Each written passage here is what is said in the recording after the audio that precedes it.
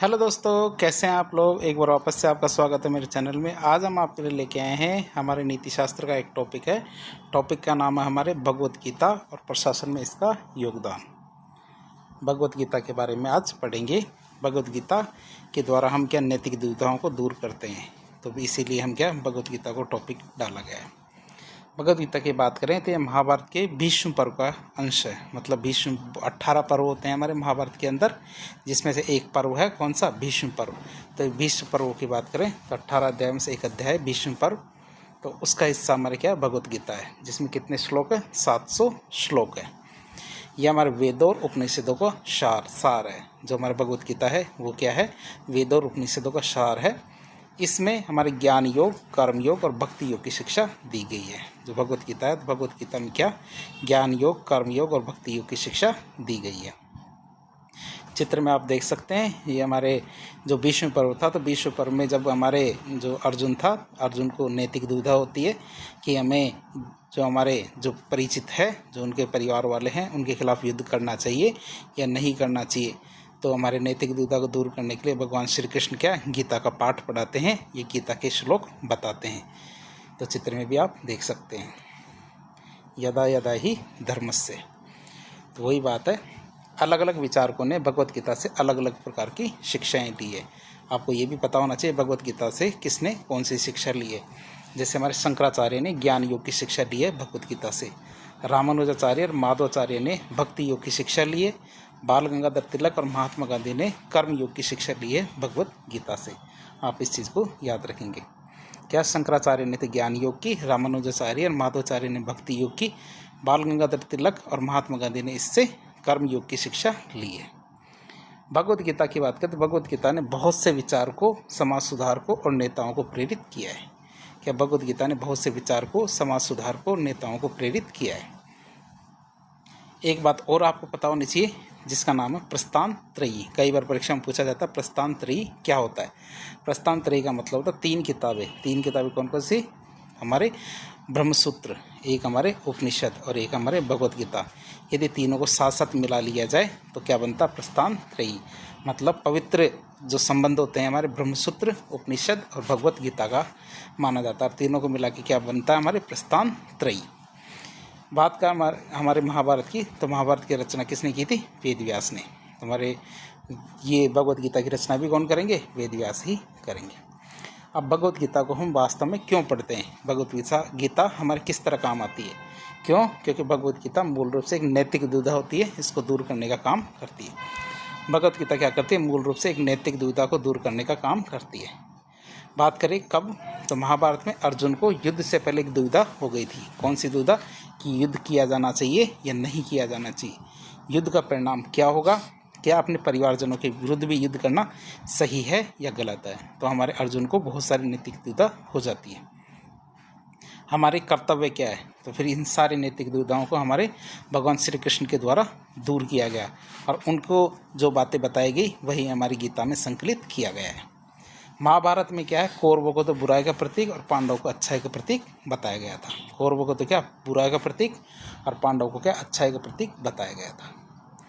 और जो अच्छाई और बुराई के बीच में ये संघर्ष जो तब से चल रहा था, ये आज भी चल रहा है, समाज में भी और व्यक्ति के अंदर भी। ऐसा नहीं है कि व्यक्ति के अंदर अच्छाई और बुराई के बीच में संघर्ष नहीं चलता, तो समाज में भी और व्यक्ति में भी आज भी बुराई और अच्छाई के बीच में संघर्ष चल रहा है। इसलिए भगवत गीता आज भी सच्ची है, आज भी प्रासंगिक है। प्रशासन में भी देखें तो जन कल्याण के लिए बुराई का अंत करना बहुत ज़्यादा ज़रूरी है।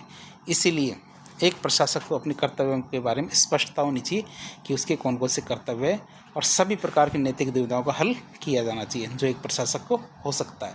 इसीलिए प्रशासन में क्या गीता के सार डाला गया। अब हम देखेंगे भगवत गीता के अंदर कौन कौन सी शिक्षाएं दी गई है। पहली शिक्षा आती है निष्काम कर्मयोग। ये हमारी भगवत गीता का एक श्लोक है जिसके माध्यम से बताया गया है। श्लोक क्या है, कर्मण्यवाधिकारस्ते माँ फलेषु कदाचन माँ कर्म फल हेतु भूर्मा ते संगतोस्त्व कर्मणि। इसका मतलब है कि व्यक्ति का अधिकार सिर्फ कर्म पर है। व्यक्ति जब कर्म करता है तो उसका अधिकार, मतलब उसका कंट्रोल किस पे होता है, कर्म पे होता है। कर्म के फल पर कभी भी नहीं होता, मतलब फल पर कोई अधिकार नहीं होता। कर्म को फल की आशा से नहीं किया जाना चाहिए कि ये फल हमें मिलेगा इसलिए हमें कर्म करना है, बल्कि हमें केवल कर्म करना चाहिए। और ऐसा भी नहीं होना चाहिए कि यदि हमें फल नहीं मिलता या फल के बारे में नहीं सोचें तो हम कर्म नहीं करेंगे, तो कर्म को त्यागा भी नहीं जा सकता। तो ये निष्काम कर्मयोग की जो शिक्षा है, तो इस सूत्र के माध्यम से क्या बताया गया कि व्यक्ति का अधिकार सिर्फ कर्म पर है, फल पर कोई अधिकार नहीं है। कर्म को फल की आशा से नहीं किया जाना चाहिए, और यदि कोई व्यक्ति सोचता है कि मुझे फल नहीं मिलेगा तो मैं कर्म भी नहीं करूँगा, तो कर्म को त्यागा भी नहीं जा सकता। अब बात करेंगे, यहाँ कर्म की बात कर रहे हैं तो कर्म क्या होता है। कर्म की बात करें तो यहाँ कर्म को परिभाषित भी किया गया है। कर्म का मतलब होता है स्वधर्म, मतलब जो आपका धर्म है वही आपका कर्म है। फिर किसी ने पूछा यहाँ स्वधर्म क्या है।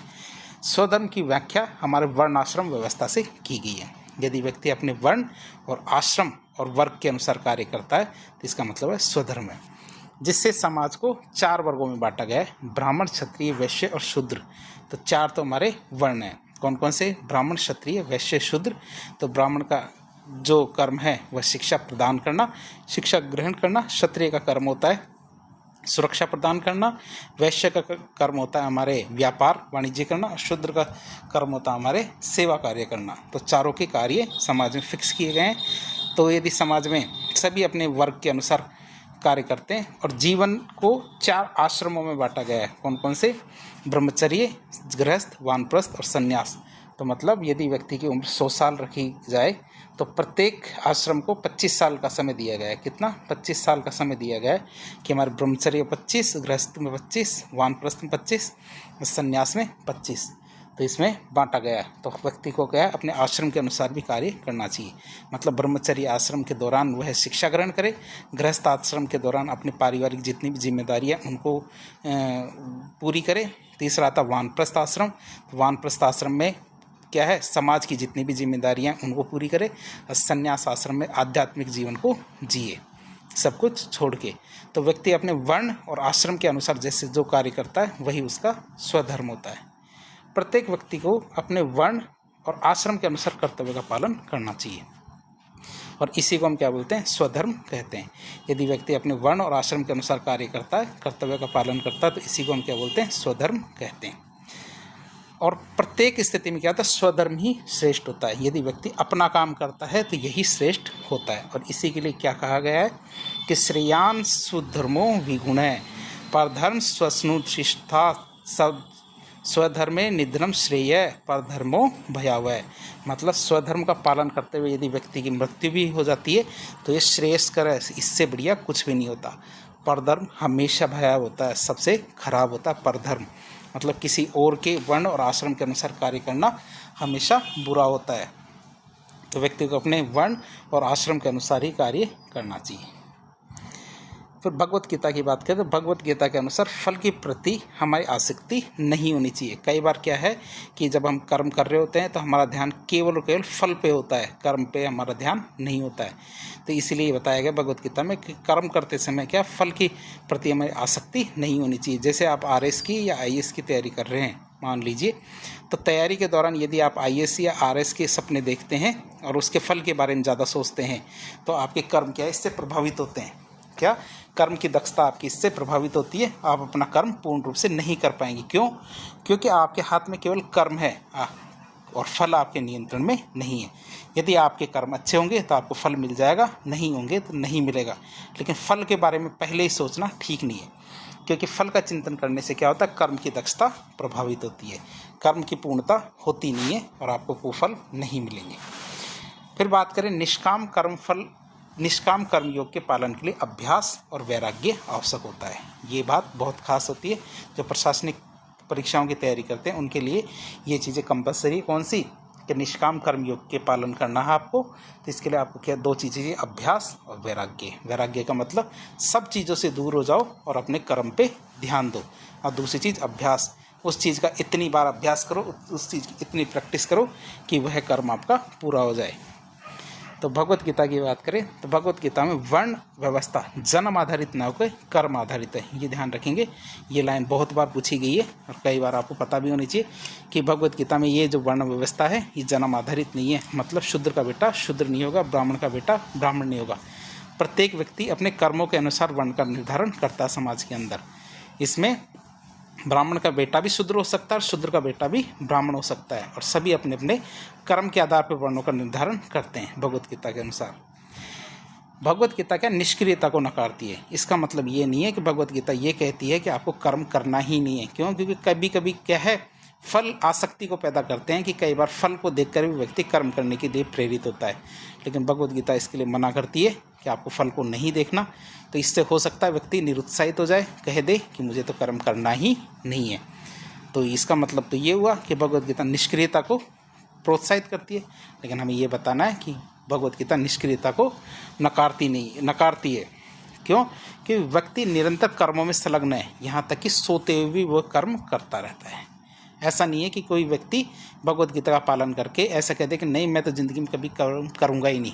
तो भगवत गीता कहती है कि आपकी इच्छा पर निर्भर नहीं करता है कि आप कर्म करोगे या नहीं करोगे, आप हमेशा कर्म करते ही रहते हो। तो उन्होंने पूछा कि ऐसा है कि यदि मैं सो जाऊं तो सो जाने के बाद क्या मैं फिर तो कोई कर्म नहीं करूंगा? तो भगवत गीता कहती है कि यदि आप सोते हुए रहते हो तो आप तब भी आपके कर्म जारी रहते हैं। ऐसा नहीं कि सोने के बाद आपके कर्म नहीं चलते। तो भगवत गीता कहती है सोते हुए भी आपके कर्म जारी रहते हैं। क्यों? क्योंकि कर्म क्या होते हैं? 3 गुणों से प्रेरित होते हैं। जो कर्म व्यक्ति के कर्म क्या होते हैं? 3 गुणों से प्रेरित होते हैं। पहले गुण होते हैं सद्गुण। क्या होते हैं? सद्गुण। क्या होता सद्गुण? क्या है? सद्गुणों की ओर संकेत करता है। सद्गुणों की बात करते हैं। जो 3 गुण है, कौन से? सत, तम और रज। 3 गुण है, तीनों का नाम आप याद रखें, सत, तम और रज 3 गुण है। सत की बात करते हैं, सद्गुणों की ओर संकेत करते हैं। तम क्या करते हैं? दुर्गुणों की ओर संकेत करते हैं। और रज क्या है? हमारे ऊर्जा की ओर संकेत करते हैं। यदि व्यक्ति के अंदर सद्गुण है, मतलब अच्छे गुण है, तो व्यक्ति क्या है? तरक्की की तरफ जाएगा, मेहनत की तरफ जाएगा, तरक्की की तरफ जाएगा। दूसरे होते तम गुण। तम गुण की बात करें, जिन्हें दुर्गुण भी कहते हैं, यदि व्यक्ति के अंदर ये है तो वह दुर्गति की तरफ जाएगा, नकारात्मक तत्वों की तरफ क्या होगा? ज़्यादा आकर्षित होगा। और तीसरा होता है रज। तो यदि व्यक्ति के अंदर रजगुण है तो व्यक्ति के अंदर हमेशा ऊर्जा रहती है और वह क्या है? सफलता प्राप्त करने की ओर हमेशा प्रेरित होता रहता है। तो 3 प्रकार के गुण होते हैं। और ये क्या होते हैं? गुण ये कर्मों से प्रेरित होते हैं। नहीं, कर्म इन 3 गुणों से प्रेरित होता है, ये आप याद रखेंगे। व्यक्ति के कर्म क्या है? इन तीनों गुणों से प्रेरित होते हैं। यदि व्यक्ति कहता है कि मैं तो सो रहा हूँ, मैं तो कुछ नहीं करूँगा, तो इसका मतलब व्यक्ति क्या है? तम गुण से प्रेरित है। तम गुण उसके अंदर छा गए, इसीलिए वह काम करने के लिए प्रेरित नहीं हो पाता। बात करें तीनों गुणों की, तो रज का प्रयोग सत के लिए करना चाहिए। रज का प्रयोग क्या है? सत के लिए करना चाहिए, अन्यथा नकारात्मकता फैलेगी। रजगुण का मतलब जो आपकी ऊर्जा है, तो ऊर्जा का प्रयोग किसके लिए करना चाहिए? सत के लिए प्रयोग करना चाहिए, सद्गुणों के लिए करना चाहिए। यदि आप ऐसा नहीं करेंगे तो समाज में क्या? नकारात्मकता फैलेगी। इसी प्रकार सिविल सेवकों को भी अपनी ऊर्जा का प्रयोग सकारात्मक दिशा में करना चाहिए, नहीं तो नकारात्मकता सशक्त हो जाएगी। यदि सिविल सेवकों को क्या? विवेकाधिकार काफ़ी सारे मिले होते हैं और उनके अंदर ऊर्जा भी बहुत होती है, तो वह अपनी ऊर्जा का उपयोग सकारात्मक दिशा में नहीं करेंगे तो समाज में भ्रष्टाचार फैल सकता है। अब हम बात करेंगे भगवत गीता की। तो भगवत गीता के अनुसार वर्ण व्यवस्था के निर्माण गुणों के आधार पर किया गया है। भगवत गीता के अनुसार क्या है? वर्ण व्यवस्था का निर्माण किस आधार पर किया है? गुणों के आधार पर किया गया है, न कि जन्म के आधार पर।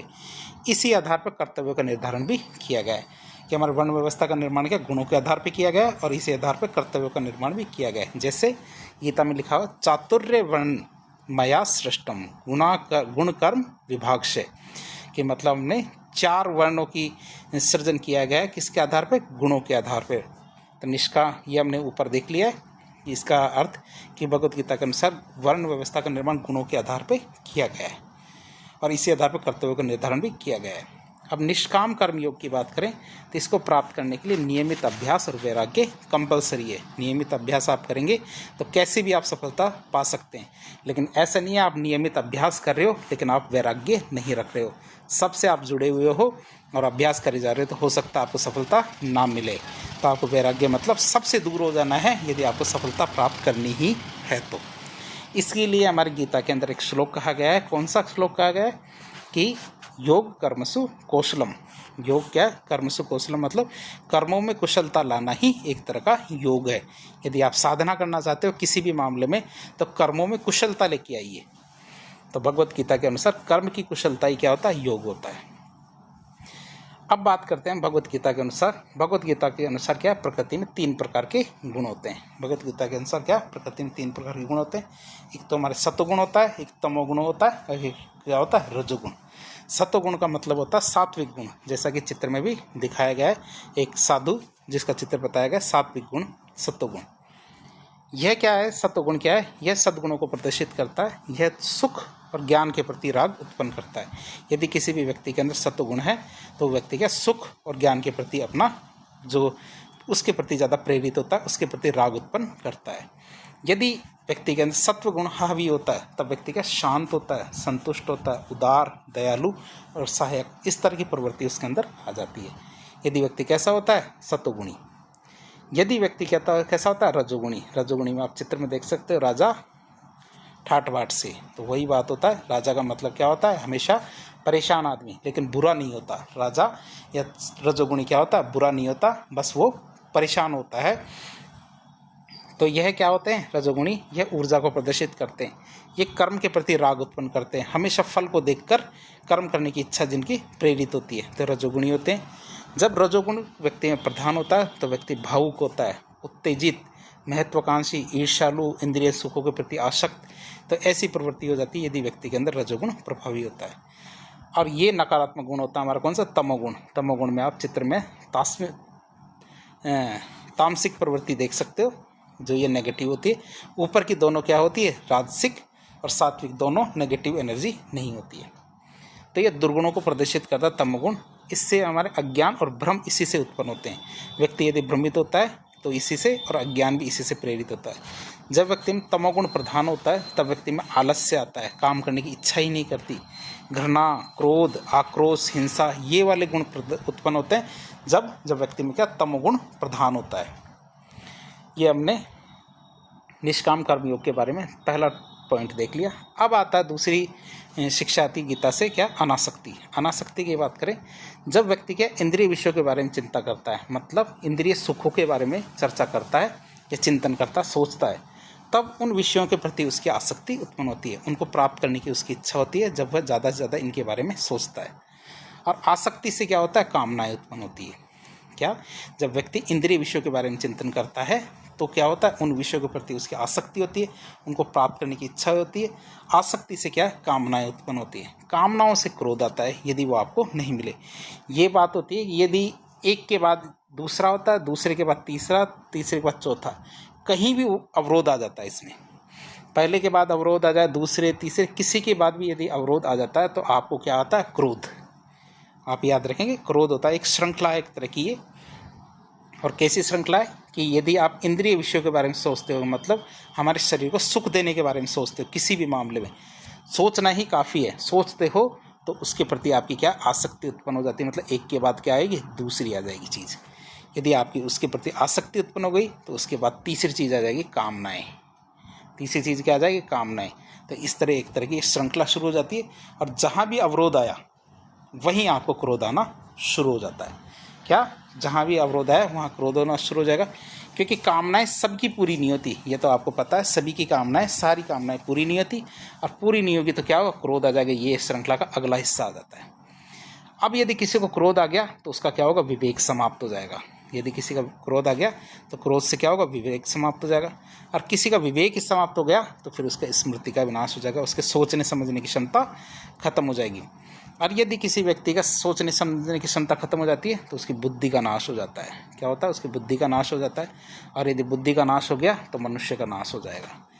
और इसलिए क्या है, हमें इंद्रिय विषयों के बारे में ज़्यादा सोचना नहीं चाहिए। ये तो एक घमासान हो गया, घमासान को हम हटाते हैं और एक बार वापस से बता देते हैं।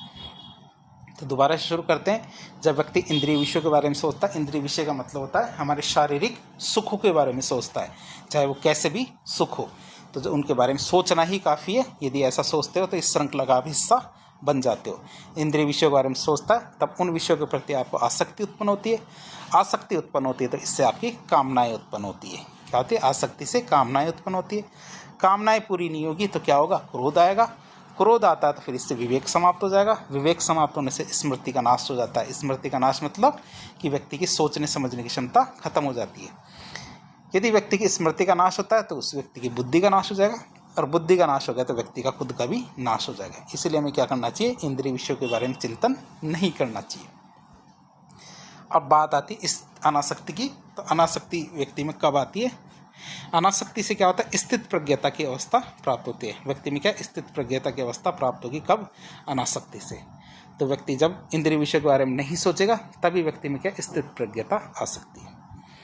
अब आज के प्रशासन की बात करें, आज के प्रशासन में अनासक्ति यदि किसी प्रशासन के व्यक्ति के अंदर या अधिकारी के अंदर हो तो उसकी क्या ज़रूरत है, मतलब प्रासंगिकता देखें तो ये सिविल सेवकों को अपने दैनिक कार्यों की दुविधाओं को संबोधित करने के लिए प्रोत्साहित करती है। यदि कोई सिविल सेवक है, उनके सामने रोजाना के काम में यदि कोई दुविधा आती है तो उसको हल करने में मदद करती है। उदाहरण के लिए क्या, एक पंगा आ जाए जिसमें क्या है, दो हित है, एक तो खुद का हित है और एक जनता का हित है, तो दोनों में से क्या चुनना है? यदि व्यक्ति के सामने ऐसा आ जाए तो यदि व्यक्ति कैसा है, अनासक्ति वाला है तो पहले खुद का हित नहीं देखेगा, वह क्या देखेगा, जनता का हित। तो इसमें सोचने की ज़रूरत ही नहीं है, क्योंकि अनासक्ति वाले व्यक्ति को ये चीज़ सोचने की ज़रूरत ही नहीं कि उसका चयन किस लिए किया गया, जनता की सेवा करने के लिए। तो दोनों में से आराम से चुन सकता है। लक्ष्य अभिविन्यास बनाम केंद्रित कार्य, क्या लक्ष्य अभिविन्यास बनाम केंद्रित कार्य, तो इन दोनों में भी आसानी से सोच सकता है। लालच से अलगाव एक सिविल सेवक को अपने अधीनस्थों और उन लोगों के बीच एक अच्छा नेता बना सकता है जिनके पे वो शासन करते हैं। यदि हम आपके ऊपर का अधिकारी लालची है, क्या लालची है, भ्रष्टाचार करता है, तो वह अपना विश्वास अपने अधीनस्थों के बीच में कभी भी नहीं बना सकता। भाई यदि आपका सीनियर क्या है, बहुत ज़्यादा लालची है, तो वो आपके जूनियर्स के बीच में क्या है, कभी भी विश्वास नहीं बना सकता और वो कभी भी अच्छा लीडर भी नहीं बन सकता। इसीलिए व्यक्ति क्या है, अनासक्ति को अपनाकर लालच से दूर हो जाएगा। लालच से दूर हो जाएगा तो अपने अधीनस्थ और लोगों के बीच में क्या एक अच्छा लीडर बन सकता है जिन पे वो शासन करता है। शासन का मतलब ये है जिनकी वो क्या है, ऊपर लीडरशिप करता है, तो उनके बीच में वो विश्वास आसानी से बना सकता है। अनासक्ति की बात करें, अनासक्ति से उन्हें दूर दराज के कैडर में पोस्टिंग लेने से प्रोत्साहित करेंगे। मतलब अनासक्ति कई बार क्या है, हमारी इच्छाएं होती है कि मैं काम करूं, मेरे ज़िले के अंदर नौकरी भी लगे, मेरे घर में भी काम करूं, रोज़ाना घर भी आ जाऊं, सारी चीज़ें क्या करती है, अनासक्ति पैदा करती है। यदि व्यक्ति में अनासक्ति ना हो, मतलब अनासक्ति हो, तो इसका मतलब व्यक्ति क्या है, दूर दराज के एरिया में भी क्या पोस्टिंग लेने के लिए आराम से तैयार हो जाएगा, क्योंकि उसका ध्यान रहेगा केवल सेवा करने पे। यदि व्यक्ति में ऐसा है तो इससे क्या पिछड़े क्षेत्रों के प्रशासन में क्या प्रतिभा पूल में वृद्धि होगी, मतलब बेहतर प्रशासक वहां जाएंगे और उनकी सेवा करेंगे। अनासक्ति सभी सिविल सेवकों के लिए उपयोगी सबक का एक स्रोत होती है। अनासक्ति क्या होती है, सभी सिविल सेवकों के लिए उपयोगी सबक का एक स्रोत है। काम के प्रति समर्पण सिविल सेवकों को कुशल बनाता है। क्या काम के प्रति समर्पण क्या करता है, सिविल सेवकों को कुशल बनाता है, इसलिए सार्वजनिक सेवा वितरण में सुधार करता है। उदाहरण के लिए देखें तो हमारे ई मेट्रोमैन कौन है, हमारे ई श्रीधरन। मेट्रोमैन के कौन है, हमारे ई श्रीधरन। अब आता है तीसरा कॉन्सेप्ट हमारा, स्थित प्रज्ञता। क्यों, क्योंकि अनासक्ति के अगली पॉइंट आता है हमारे क्या, स्थित प्रज्ञता। स्थित प्रज्ञता का मतलब होता है, बात करें स्थित प्रज्ञता क्या है, एक मानसिक अवस्था होती है। ये क्या होती है, एक मानसिक अवस्था होती है जिसमें व्यक्ति क्या पूर्ण बौद्धिक स्थिरता को प्राप्त कर लेता है, मतलब उसे फर्क पड़ना बंद हो जाता है। ये पर बहुत मुश्किल अवस्था होती है जब व्यक्ति को फर्क पड़ना ही बंद हो जाए। स्थित प्रज्ञता का मतलब साधारण भाषा देखें कि इस व्यक्ति को तो कोई फर्क ही नहीं पड़ता, इसके साथ अच्छा हो जाए तो भी फर्क नहीं पड़ता, बुरा हो जाए तो भी फर्क नहीं पड़ता, इसे हम कहते हैं स्थित प्रज्ञता। और अनासक्ति जिस व्यक्ति में आती है वही स्थित प्रज्ञ बन सकता है, ये भी एक नियम है, हर कोई नहीं बन सकता।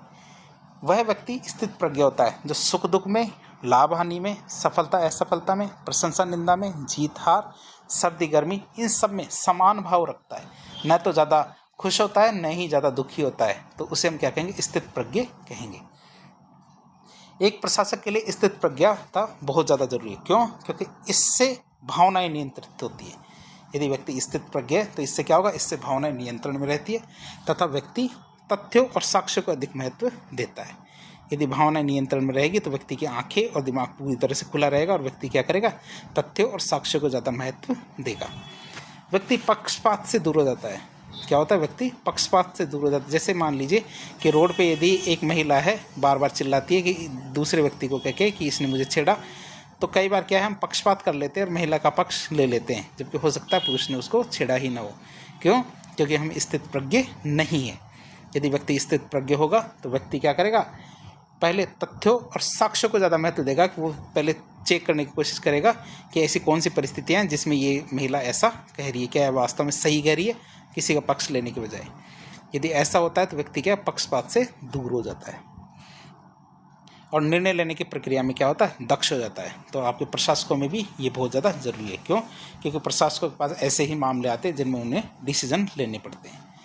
स्थित प्रज्ञता से जीवन की विभिन्न समस्याओं को हल कर सकते हैं, जैसे हमारे तनाव प्रबंधन। व्यक्ति को तनाव क्यों होता है? क्यों? क्योंकि वह बेहतर डिसीजन नहीं ले पाता। दो स्थितियों में बेहतर डिसीजन नहीं ले पाता, इसी वजह से व्यक्ति को तनाव होता है।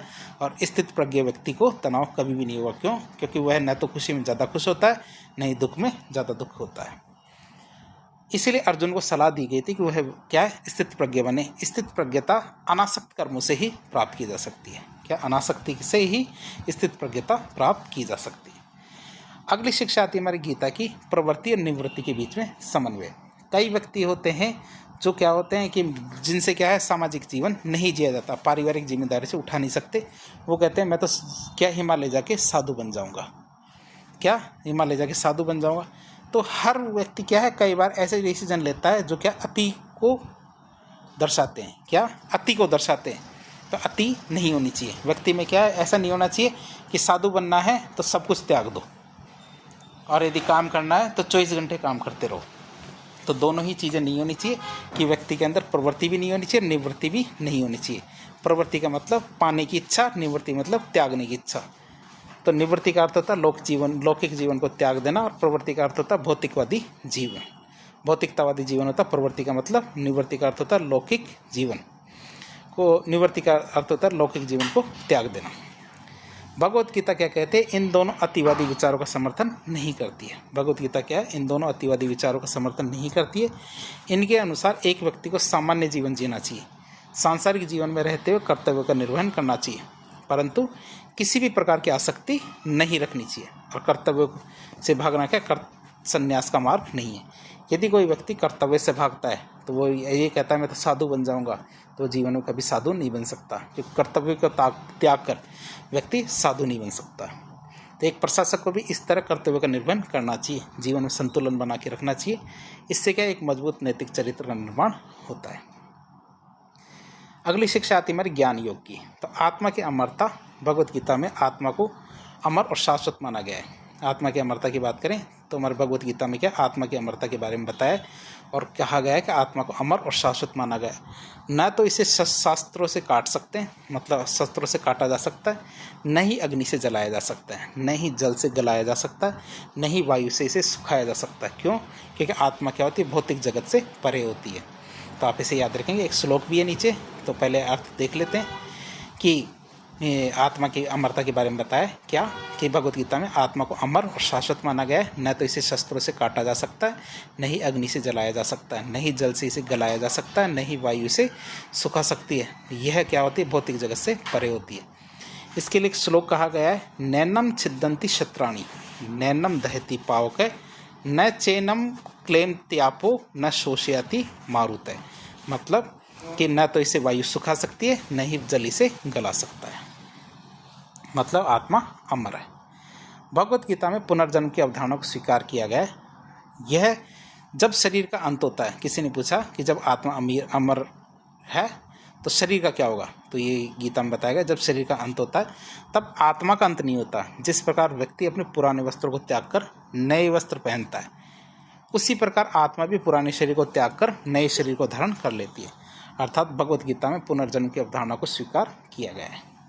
और कैसे बताया गया है कि वासांसि जीर्णानि यथा विहाय नवानि गृहाते नरोण पराणि यथा शरीराणि विहाय जीर्णान्य न्यानि संयाति नवानि देहि। मतलब नया देह धारण कर लेती है। तो हमने यही देख लिया था ऊपर कि आत्मा का अंत नहीं होता। जिस प्रकार पुराने वस्त्र त्याग करके नए वस्त्रों को कोई व्यक्ति धारण करता, उसी प्रकार आत्मा भी पुराने शरीर को त्याग कर नए शरीर को धारण कर लेती है। अब भगवत गीता में ईश्वर के अस्तित्व के बारे में देखते हैं। ईश्वर के अस्तित्व के बारे में क्या कहा गया है कि यदा यदा ही धर्मस्य ग्लानिर्भवति भारत अभ्युत्थानम धर्मस्य तदात्मनं सृजाम्यहम्। मतलब भगवत गीता अवतारवाद को स्वीकार करती है कि जब जब धर्म की हानि होगी और अधर्म का उत्थान होगा, मतलब जब जब धर्म की हानि होगी और अधर्म का उत्थान होगा तब ईश्वर के द्वारा अवतार लिया जाएगा, धर्म की पुनः स्थापना की जाएगी। परित्राणाय साधुनां विनाशाय च दुष्कृतां धर्म संस्थापनार्थाय संभवामि युगे युगे। धर्म संस्थापनार्थाय संभवामि युगे युगे मतलब ईश्वर के द्वारा साधु जनों की तो रक्षा की जाती है और दुष्ट जनों का नाश करके धर्म की स्थापना की जाती है। एक प्रशासक को भी अच्छाई की रक्षा करनी चाहिए और बुरी प्रवृत्तियों का नाश करना चाहिए। एक प्रशासक को भी क्या अच्छाई की रक्षा करनी चाहिए और बुरी प्रवृत्तियां होती हैं उनका नाश करना चाहिए। इससे से क्या होगा, समाज का कल्याण संभव होगा। फिर भगवत गीता में एक कॉन्सेप्ट और आता है जिसे कहते हैं राजर्षि, जिसमें राजा भी होगा और ऋषि भी होगा।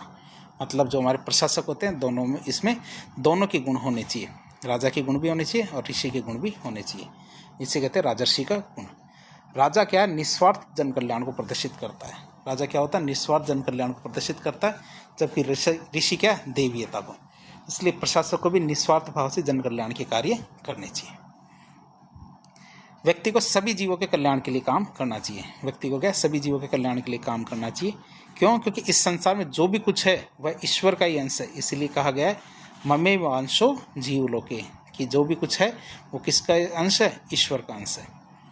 तो इसके लिए संक्षेप में देखें तो राजर्षि की कॉन्सेप्ट क्या कहता है कि राजर्षि वह शासक होता है जो केवल अपनी प्रजा पर शासन नहीं करता बल्कि आध्यात्मिक ज्ञान, नैतिक गुण और आत्मनियंत्रण में भी उच्च स्तर प्राप्त करता है। ऐसा नहीं है जो प्रशासक या राजा होता है वो केवल प्रशासन करता है या राजा शासन करता है, ऐसा नहीं है, बल्कि उसमें क्या है, आध्यात्मिक ज्ञान, नैतिक गुण और आत्मनियंत्रण में भी वो उच्च स्तर प्राप्त करता है। वह एक आदर्श शासक का प्रतीक है जो लौकिक कर्तव्य और आध्यात्मिक लक्ष्य के बीच में एक संतुलन बना के रखता है। ये दो शब्द आप याद रखेंगे, लौकिक कर्तव्य और आध्यात्मिक लक्ष्य। यदि इन दोनों के बीच में संतुलन है तभी वो एक अच्छा प्रशासक, आदर्श प्रशासक बन सकता है। ध्यान रखना, लौकिक कर्तव्य मतलब आपके जनता के सारे कर्तव्य, साथ ही साथ आध्यात्मिक लक्ष्य भी उसके होने चाहिए। यदि ऐसा नहीं है तो वह एक आदर्श शासक नहीं बन सकता। इसे कहते हैं हम कि क्या, राजर्षि की अवधारणा। अगली अवधारणा आती है हमारे लोक संग्रह की अवधारणा, जिसका अर्थ होता है जन कल्याण। तो मनुष्य को स्व कर्तव्य का पालन जन कल्याण के लिए करना चाहिए। इसमें क्या बताया, मनुष्य को स्व कर्तव्य का पालन किया जन कल्याण के लिए करना चाहिए। श्रेष्ठ मनुष्य समाज में एक रोल मॉडल की भूमिका निभाता है। ये क्या है, श्रेष्ठ मनुष्य क्या करता है, समाज में एक रोल मॉडल की भूमिका निभाता है और अन्य जन क्या करते हैं, उसका अनुसरण करते हैं। सिविल सेवकों को भी निष्काम भाव से कर्तव्य का निर्वहन करनी चाहिए। सिविल सेवकों को क्या करना चाहिए, निष्काम भाव से कर्तव्य का निर्वहन करना चाहिए। वे भी क्या, समाज के लिए एक रोल मॉडल है और इसलिए उनका आचरण क्या, श्रेष्ठ होना चाहिए। क्या उनका आचरण कैसा होना चाहिए, उनका आचरण श्रेष्ठ होना चाहिए। फिर आती है हमारी देवीय और असुरी संपदा। देवीय संपदा, असुरी संपदा। देवीय संपदा मतलब हमारे हनुमान जी हैं, असुरी संपदा मतलब हमारे रावण जी हैं। देवी संपदा का मतलब होता है व्यक्ति के अंदर कैसे गुणों, जैसे हमारी निडरता, हृदय की पवित्रता, ज्ञान योग की स्थिरता, दान, इंद्रियों पर नियंत्रण, यज्ञ, स्वाध्ययन, तपस्या, सरलता का अभ्यास, दूसरों के प्रति हिंसा न करना, क्रोध की कमी, त्याग, दूसरों की आलोचना का अभाव, अन्य प्राणियों के प्रति करुणा, लोभ का अभाव, सौम्यता, स्थिरता, ऊर्जा,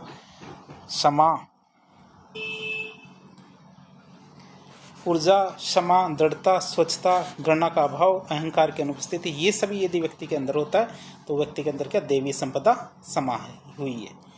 अब यदि हम देखें कि व्यक्ति के अंदर क्या असुरी संपदा है, इसका मतलब क्या है कि वह खुद की क्या, असुरी संपदा का मतलब आत्म महिमा मंडल, खुद की बड़ाई खुद करता है, दूसरों से गणना करता है, वासना है, क्रोध, क्रूरता, अज्ञानता, हृदय की अशुद्धता, लोभ, बुराई, झूठ, अत्याचार, इच्छाओं की पूर्ति करना, ये सब क्या हमारे रावण की प्रवृत्ति है, मतलब आसुरी प्रवृत्तियां हैं यदि व्यक्ति के अंदर ऐसे गुण होते। फिर एक गुण आता हमारा आपद धर्म। आपद धर्म क्या होता है, आपातकालीन वाला धर्म है। तो संकट काल में व्यक्ति स्वयं के कर्तव्य को छोड़कर अन्य के कर्तव्यों का पालन भी कर सकता है। क्या संकट काल में व्यक्ति क्या स्वयं के कर्तव्य को छोड़कर अन्य के कर्तव्यों का पालन भी कर सकता है, और इस अवधारणा को हम क्या कहते हैं, आपद धर्म की अवधारणा कहते हैं। प्रशासन में भी संकट काल में अन्य के कर्तव्यों का निर्वहन किया जा सकता है। जैसे हमारे कोरोना महामारी आई थी तो सभी ने मिलकर कोरोना महामारी से लड़ाई की थी। बाढ़ आती है, भूकंप आता है या फिर हमारे पर कोई प्राकृतिक आपदा आती है तो उस समय भी सभी मिलके, चाहे जिनका कर्म कुछ और हो, जैसे फौजी भी और फिर हमारे सभी लोग क्या होते हैं आपातकाल के समय अपने अपने कर्मों को छोड़ के उस जो मुसीबत आती है उससे लड़ने के लिए तैयार हो जाते हैं। तो यही हमारा क्या कहलाता है, आपात धर्म। फिर आता भक्ति योग। भक्ति योग की बात करें तो इसका अर्थ है कि व्यक्ति सब कुछ त्याग करके ईश्वर के शरण में चला जाता है। भक्ति योग की बात करें, व्यक्ति सब कुछ त्याग करके ईश्वर के शरण में चला जाए, तब ईश्वर उसे मुक्ति का मार्ग दिखाते हैं। यदि व्यक्ति सब कुछ छोड़ के ईश्वर के शरण में चला जाएगा तो ईश्वर क्या उसे मुक्ति का मार्ग दिखाता है। फिर आता है योगक्षेम। योगक्षेम की बात करें तो इसके अनुसार ईश्वर अपने भक्त को सब कुछ उपलब्ध कराते हैं। ऐसा नहीं मानिए कि ईश्वर किसी के साथ अन्याय करता है। ईश्वर क्या अपने भक्त को सब कुछ उपलब्ध कराता है जो उसके पास उपलब्ध नहीं है, तथा जो पहले से उपलब्ध है ईश्वर उसकी रक्षा भी करता है।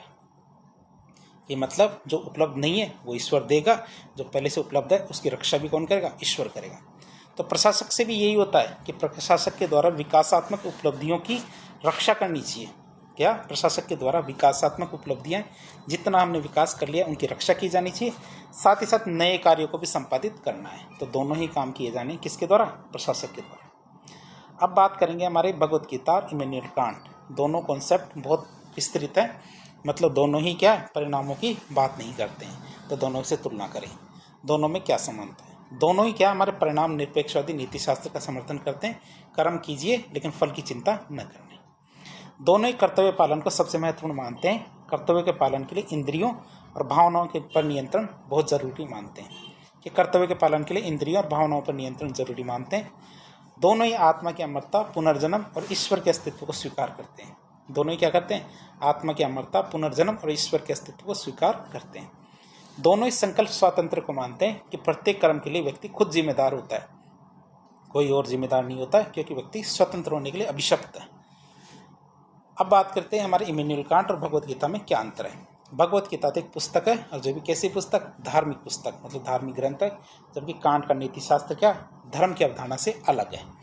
कांट का नीति शास्त्र धर्म से संबंध नहीं रखता है। भगवत गीता का नीति शास्त्र कैसा लचीला है, जबकि कांट का नीति शास्त्र कैसा कठोर, कि व्यक्ति को कर्तव्य करना चाहिए। क्यों, क्योंकि ये काम उसका करने का कर्तव्य है, क्योंकि वो कहते कर्तव्य के लिए कर्तव्य। भगवत गीता में ईश्वर साध्य है, पर नैतिकता ईश्वर पर निर्भर करती है। जबकि कांट के लिए नैतिकता एक साध्य है और ईश्वर एक साधन है। तो दोनों में उल्टा है। भगवत गीता कर्म के सिद्धांत को स्वीकार करती है, अर्थात कर्म जैसा कर्म करेंगे वैसे ही फल मिलेगा। भगवत गीता कहती है जैसा कर्म करोगे वैसा फल मिलेगा, मतलब कर्म का सिद्धांत तो वो मानती है। लेकिन कांट क्या है, कर्म का सिद्धांत नहीं मानता। कांट ये कहता है कर्म करना आपका कर्तव्य है। क्यों, क्योंकि फल मिलने की कोई संभावना नहीं है, फल मिले या न मिले आपको कर्म तो करना ही है। तो आज के लेक्चर में हमने भगवत गीता और उसके प्रशासन में इसका योगदान देखा। तो इस प्रकार के इन्फॉर्मेटिव वीडियो देखने के लिए हमारे चैनल से जुड़ें। वीडियो यदि पसंद आता तो वीडियो को लाइक करें, चैनल को सब्सक्राइब करें, अपने दोस्तों के साथ शेयर करें। धन्यवाद।